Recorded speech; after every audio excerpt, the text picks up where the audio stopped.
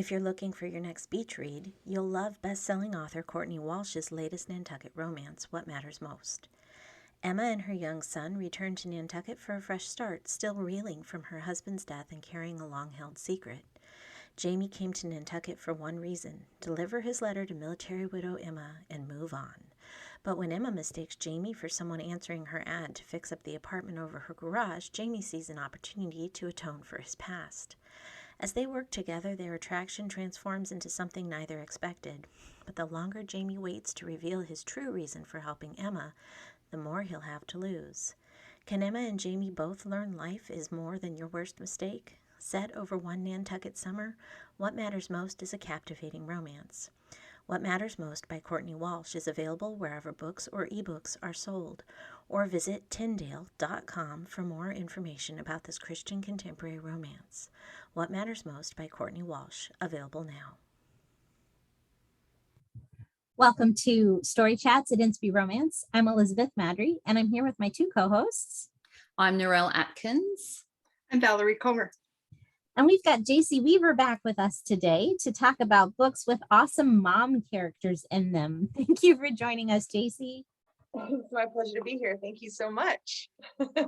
So we're talking moms, but we're talking because Mother's Day in the United States is Sunday. And Canada. Oh, and Canada. Okay. Australia's the week after. Okay. And whenever the second Sunday is. Yeah. Okay. The UK was some other time. I don't know when there's something, I think. Yeah, it's always I'm like, what are you talking about Mother's Day? That's in May, but not in the UK. So but since I made the schedule, I chose our Mother's Day. So that's what we went with. Works for me. But we're also looking not at single moms, which we did last year. We're looking more at moms' side characters because there are a lot of books that have some really fun moms in them, even though they're not the heroine. They're the source of great wisdom or humor or sometimes annoyance, depending, no more wire coat hangers shrieked at the top of their lungs, that kind of thing. So we got moms of all sorts. I think we probably all chose good moms, fun moms, not bad. Well, oh, Valerie, of course, has some others. So no, they're all good. Okay, all right. But they wouldn't have to be. No, they just need to be memorable. Yeah. And so, do you like moms as a side character? Is that something that you are ever like, oh, not another mom, or you're like, yay, moms, or do you just sort of not worry about it one way or the other? When I don't know, I don't really know what I'm asking. I needed a lead-in question before we got to the books. This is the best I could do. So I have rambled words at you that sort of is a question. Now you get to answer it, Jaycee. I love reading characters of all kinds. So especially family units that are functional yes. versus dysfunctional, I guess, because we have enough dysfunction in everyday life. So it's kind of nice to read these characters in fiction that maybe have it all together, at least a little bit more than real life. Yes. But as an author, man, I will admit I have to work at including families and friendships because I get so laser focused on the characters themselves that it's like, wait, side characters. I should probably put side characters in this book. So yeah, I always forget to write families and then I started and it's like, oh, okay, yes, I should do this every time. Excellent. Or you start out with a unique mom and then you realize that she hasn't made an entrance for 18 chapters, right? Yeah. You're like, oh, wait, what happened to the mother? Yeah, exactly. Or the best friend or the whatever. Yeah. Right. The cat. I think the cool thing about including moms, that they're good, bad, or indifferent, is that they really inform who the character is, like the hero or the heroine. When you get a bit of a glimpse of their relationship with their mom, then you can go, oh, well, that's why he's so weird about this particular thing, or why she's so level-headed, because I mean, she has this great mom who taught her that. And so it's a kind of a shorthand of if you show them the interaction, then you really get a quick glimpse of why the character is the way they are. Narelle? Well, I'm probably going to show my age now, but if you go back to romances, particularly category romance written probably 1970s, 1980s, nearly all the heroines were orphans. There was never any mention of parents. And so me being the strange person that noticed this, I was really happy when I actually started reading romances that had families in them, and it wasn't just the heroine going to some dark place somewhere that has nothing to do with their family. So I think it can really enhance the book, and it reveals character instead of the author doesn't have to tell the reader about what their family background is. To actually see it on the page and see glimpses of that, I think is just really fun. So I love seeing the mum characters, the mean ones, the good ones, the nice ones, the stupid ones, the smart ones. They're all good to me. I like to put moms in because I think there's something fun about the mother-daughter conflict that seems inevitable. Even if you have a really great relationship with your mom, there's still inevitable conflict. But apparently I did too much of that in my second book. I'll never forget, my mom was always my first reader, and she read it and she calls me up and she's like, "This is the second terrible mother you've written. Are you trying to say something?" And I'm like, no, it's not you. I'm not saying something. It's not you, it's me. That's right. Like, no. It's like, all right. She's like, but the next mom better be good or I'm going to have words. I'm like, all right. So I had to work really hard to make sure the next mom was amazing. I was going to say, I'm sorry, Mom, but the next heroine is the twin sister of the previous one. Right. Yeah. The next heroine's an orphan. Sorry.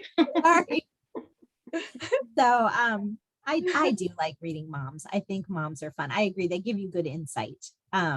They give you good insight into the heroine that sometimes the heroine doesn't even have yet herself, because you just doesn't see it yet. Yeah. Cool. All right. So like I said, I was struggling to come up with intro questions. So I had one. That's what I had. So we're ready to jump into books already.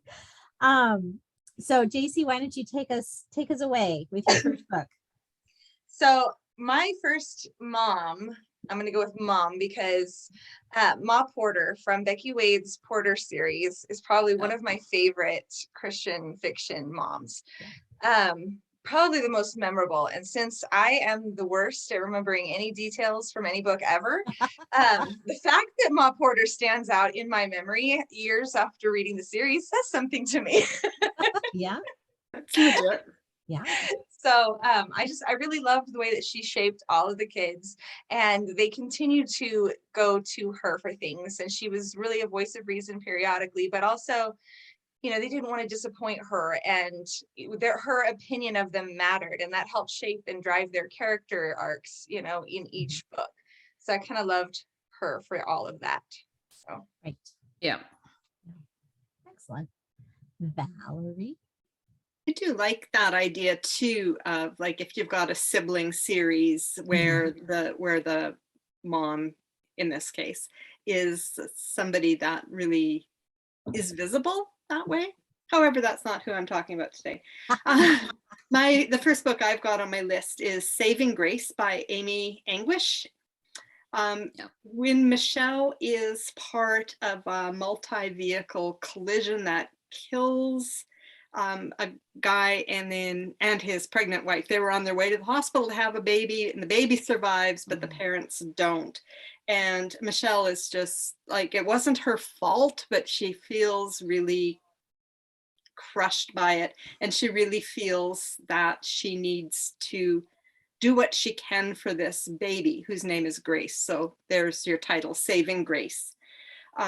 So she decides that she should adopt this baby.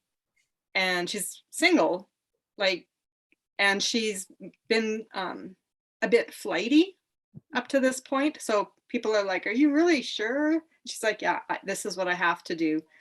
And so her parents had foster kids for many, many years. So she and she has a job in her parents' hometown. So she moves there with the baby whom she has temporarily, but her mom is her parents are the official foster parents. But her mom goes, well, if you think you're going to adopt this baby, then the baby's care is up to you, like under my supervision, but it's up to you.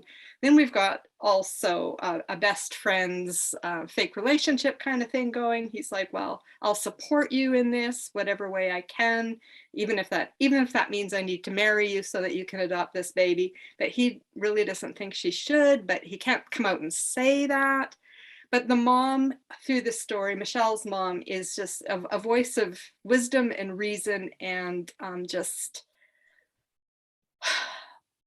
she's trying to help her daughter kind of grow up through it, because we've got this flighty character, and as she tries to figure out what it really means to take care of this baby, and is it going to be the best thing for her to do it or not. Narelle. Well, no one's probably going to be surprised by what I say, but the mum that I've chosen is Louella Lindley, which is Meredith Resky's Louella Lindley Licensed to Meddle series.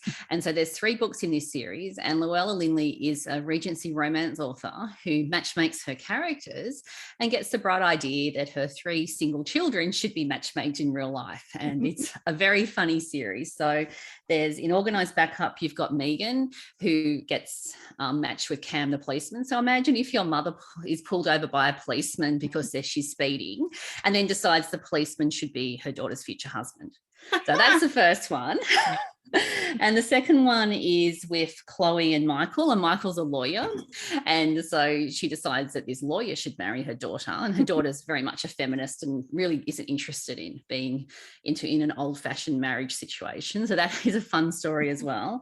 And then you've got the creme de la creme of matchmaking, which is All Arranged, the 3rd book, which is Pete and Carrie. And this is where Louella takes that extra step and puts an advertisement in the newspaper to find a wife for her son.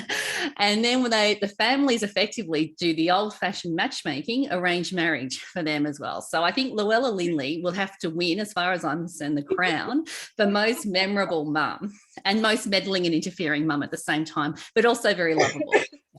Oh my goodness. I had her on my list because I agree. Yes. I read those after you talked about the first one, and they're so fun.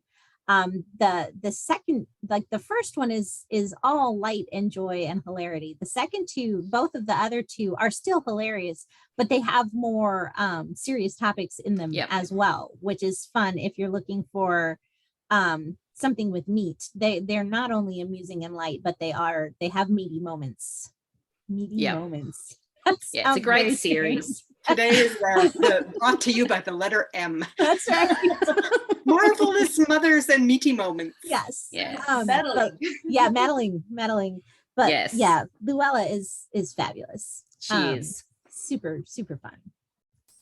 So mine actually is along that same vein, which is the Matchmaking Moms of Oceanview Church by Cross out that one off my list. Yeah, that was on my list as well. by Laurie Larsen. And this is another really fun series. The moms meet each other at a women's group at church, like a women's breakfast. They all get sat at the same table, and they're, doing the small talk, get to know you, whatever. And they all find out that they have these unmarried adult children, who they think life would just be much better if they had grandchildren. So they're going to help each other. I'm here to tell you it's true. I feel for those moms. Grandkids are the best. They're going to help each other find spouses for their adult children. And what I loved is that she didn't go the route of making couples within the moms. It wasn't like, oh, well, my son would like your daughter. They find matches from outside, which was fun. And I also enjoyed the fact that the moms, the way she set it up, like if it was my child who we were matching, I would give you information about my child, but the other moms were the ones who would find the person that they thought was the match. So it wasn't really you choosing for your child. I think some of that was just like, so you had plausible deniability, but Yeah, no kidding. but it was really fun. And you know, the moms are goofy and make some mistakes, as you do when you match make, but they're still there with, you know, the wisdom of having been there. And so they're a fun addition to the story. Yeah, that was a really fun series too. It's on my list as well. And yeah, it starts out with a novella, Meet the Mom. So you get to witness that the three of them meeting and making this pact to help each other marry off their kids. And then well, and what's more also fun is the last book, one of the moms is a single mom, and so she gets the kids join forces, having figured out that the moms were matchmaking, and then they matchmake the mom. So that was fun to sort of turn the tables. The whole premise was really cute and well executed. Good job, Laurie. And what I liked about it is that often we're biased about our own children as well. So we see our kids in us. It's not me. I mean, my kids are perfect, right? So other people might need to be biased. But. So I think that's what made it so fun, this series, is because you can't necessarily see the flaws in your own children, particularly if the flaws are your own flaws. So having the friends that were involved in that to bring in that sort of unbiased opinion, I think that made it even more fun as well. Yeah, for sure. Yeah. All right, Jaycee, do you have another one? I do actually. I was looking through and thinking about it, and then another older book from Liwen Y Ho, her Taking a Chance series, the book Taking a Chance on Mr. Wrong, Mrs. Koo. I remember her, and I just remember, I mean, Liwen writes wonderful mother characters in her books already, and I love that because it does so much for the dynamic of understanding the character, like you were saying, Valerie. And so and I just liked in this one how Mrs. Koo she's got her opinions. She knows that this arranged marriage that she's got in her mind for her daughter is the very best thing on the planet, but you know, when Melanie takes a stand, and you know, because she's not sure she's going to be dutiful, but meets her guy, he's nothing like what the family is going to expect. You know, she handles it like so much better than anybody expected. And I really liked how that all kind of worked out in that story. So I don't know.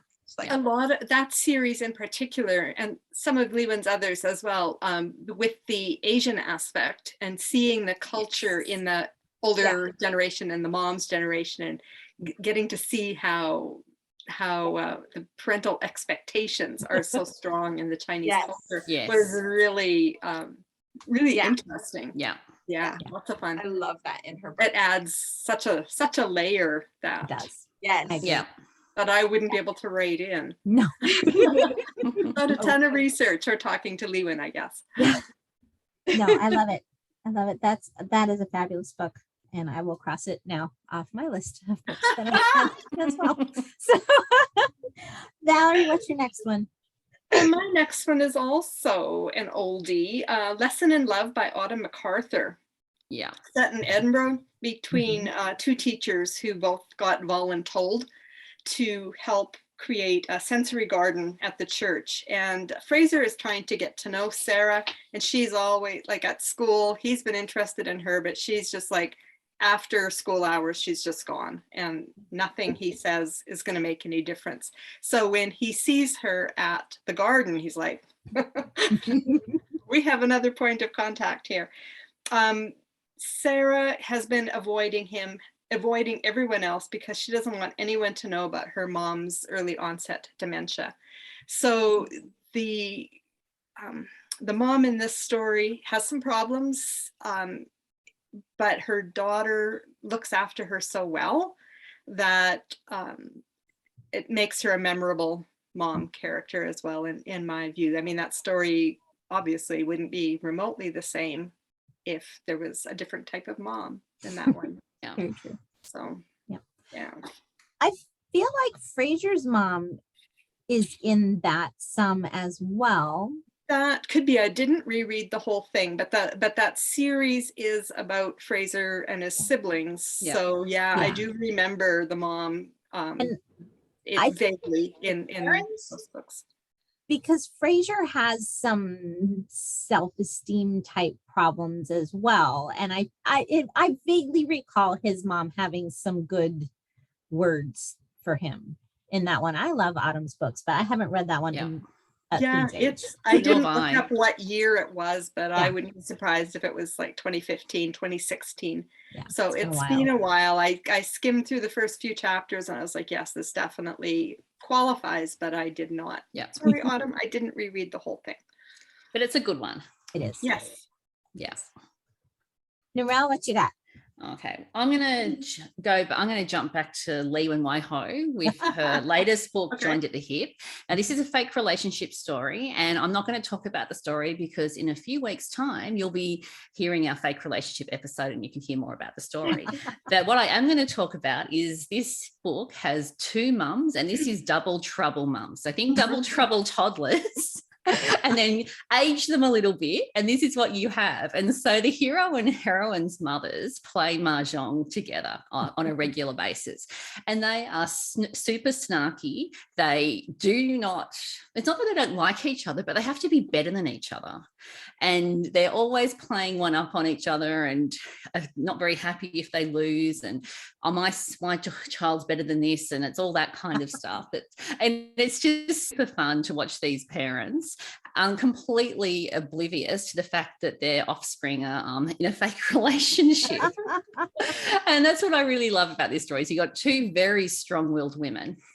Yes, and you can see in their children how that's actually affected them. So I think what I really liked about this one is that you really get that first-hand experience of the mums, and yeah, That's fun. how it all plays out in the story. Yeah. Must have missed that one in the series. Yeah. This Was in is Save this the her Date. new- So Okay. many books. This Yeah. is her new rom-com series. Is that correct? Yes, The old it 40, is. 40 up. I need to, they're all on my Kindle sitting there waiting for And me. they're I really just- good. Yeah. Yes. This Need to- one was the one she wrote. It was originally called One Vow for September, I think, Yes. in the Save the Date collection. Yeah. That's since been disbanded. But she added a whole bunch of extra stuff. Yes. Okay. Cool. If it Yes. sounds familiar, that's why. Yes. So I read the extended version because I like to read the best version. And it's really, really fun. And my guess is I didn't read it originally in Save the Date because I have to read things in order. And we've talked about this before. So you can remember a conversation Beth and I have had about this. So so I read the extended version, and I think that was probably where the mums were more in the story, would be my guess. Yeah, it's super fun. Right, because I have read the Save the Date version and I'm like, the moms, this is the same story. Wait a minute. Okay, fine. Yes. Go buy and read the full thing. Right. So my next one might be cheating a little bit. But because it's a grandma, not so much a mom, but I mean, she had to be a mom to be a grandma. So Right. Mom's the next one. Apparently this is the way things go. this is yeah. the way things go, right? So Because you've seen the bumper sticker, right? If I'd known being a grandparent was this much fun, I'd have, done this done that first. first. Yeah. Yeah. Yeah. So Valerie Comer's Urban Farm Fresh series, Marietta Santoro, is sort of the matriarch of the family. She runs the block that they live on in Bayview. Her children all fear her slightly, I would say. Daughter-in-laws do anyway. The daughter-in-laws do for sure. Yeah. The grandchildren also fear her slightly. I think, there's a lot of familial expectation that comes from Marietta. But at the same time, as opinionated as she is, she always has good reasons for it. It's generally a wise reason for it. It's not, arbitrary or because that's the way it's always been. It's like, I'm 70 plus years old and I've lived a lot of life, and I can tell you that what you're doing is stupid. So I will tell you. yeah. But I love Marietta, and I'm a little sad that Valerie ended the series without a full up story for Marietta and Kenji getting a second, or at least like a novella, something, because Marietta rediscovers. So put that on your list. Oh, look at the mom guilt. Oh my goodness. Marietta, towards the last book, she starts. I mean, I wrote 12 books. I know, but 13 would have been so much. It's not good enough. Baker's dozen. It's farm fresh. You need the Baker's dozen. This is fair. Well, there kind of technically is, because there's a prequel novella. So that's Is it Marietta and Kenji? No, it's not. well, You know, she reconnects with this long lost love from her childhood. And I would love to see how, you know, geriatric love is adorable. So I don't know that geriatric's the right word, but they're older, much older. She's over 80 by the end of the series, and he's several years older than her. So it's adorable.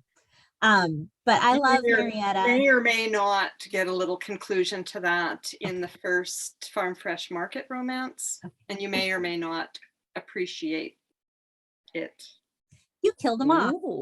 I did not kill them. Okay, if you killed them off, I will come to Canada and hunt you. Dude, come to Canada. We now have a new world war. That's right. I will stand on the Idaho line and throw rocks across the Canadian border at you. Ooh, I'm scared now. Yeah. So anyway, I love Marietta. I'm also a little scared of Marietta, but I love her. So apparently not scared of Valerie. That's well, exactly. She's in Canada, so I feel safe. Oh. She's too nice to do anything. You created Marietta. That's true. Let's see. We're at 27 minutes. We probably don't have time for all of us to do another one. Does anyone have one they just absolutely have to mention? I have one. Okay, very quickly, and I'm surprised it hasn't come up because I know that you read this series, is Laura Bloom from Tara Grace Ericson's Bloom series. Yep. And she, if you're looking for a Christian role model mum, she's definitely one to look at. And probably, particularly in the first book, Hoping for Hawthorne, he really needs his mum praying for him. And seriously, and I'm pretty sure that the reason that that book worked out with A Happily Ever After is because she was praying for him. So I really like that when you've got the mums that, particularly the Christian mums that are actually involved in their children's lives by praying for them. I think that's something that I look for as well. Yeah, that's a good one. And I'm going to just really intercept very quickly, because that reminded me of my Farm Fresh romance series. In books 1 and 6, Raspberries and Vinegar and Berry on Top are siblings, but the mom and dad are through the whole series. And I love Rosemary for that same reason. I mean, she's just steady and solid and takes care of things and does what she can. Her husband's sick, she can still do things, and she keeps praying for that wayward daughter that shows up in book 6. Yep. So Well, moms. Cool. Oh, mom. Yes. All right. Thank you, Jaycee, for joining us. Remind everyone where they can find you and your books. Then my newsletter is probably the very best place to keep it with me now anymore. And that's at jayceeweaver.com/newsletter. You can subscribe and get a free book. I am on Facebook and all of the other places. I'm just not as active right now as I'm in all of my fun long COVID recovery. I have to pick and choose where I am active right now. Fair. Thanks so much for choosing us today. Yes. I appreciate it. I know it's taken a lot of effort for you, I'm sure, and we appreciate it. Thanks. Yep. It's a blessing to be a part of it, and I love hanging out with you guys. Aw, we love you too. We do.